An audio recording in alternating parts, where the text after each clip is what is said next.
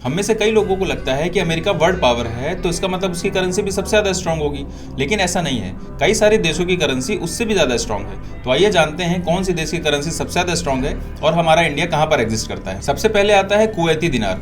एक कुवैती दिनार की कीमत लगभग 288 रुपए के आसपास है।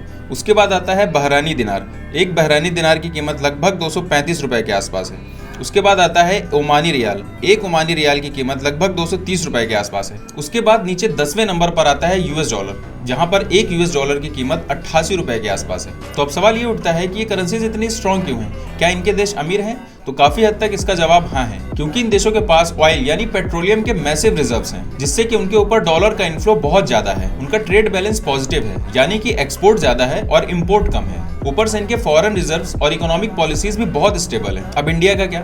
इंडिया की करेंसी दुनिया के अकॉर्डिंग अराउंड 64th पोजीशन पर आती है स्ट्रेंथ के मामले में। पर इसका मतलब ये नहीं कि हम कमजोर हैं, बल्कि हम डेवलपिंग इकोनॉमी है जो एक्सपोर्ट, मैन्युफैक्चरिंग और सर्विस सेक्टर से ग्रो कर रही है। करेंसी की वैल्यू सिर्फ नोट के साइज या फिर नंबर से नहीं होती है, बल्कि उस देश की इकोनॉमिक स्ट्रेंथ, स्टेबिलिटी और ट्रस्ट लेवल पर डिपेंड करती है। आज अगर इंडिया अपने एक्सपोर्ट्स बढ़ाता है, फॉरेन इन्वेस्टमेंट्स अटैक करता है और टेक्नोलॉजी, एजुकेशन और स्किल्स पर फोकस करता है, तो कल हमारी करेंसी भी स्ट्रांग हो सकती है। देखो, फंडा सिंपल है। देश की करेंसी तब स्ट्रांग होती है जब उस देश के अपने लोग उस देश को स्ट्रांग बनाते हैं। तो अपनी फील्ड में बेस्ट बनो, अपनी इकोनॉमी में कंट्रीब्यूशन दो, क्योंकि जब हम बढ़ेंगे तो रुपया भी बढ़ेगा।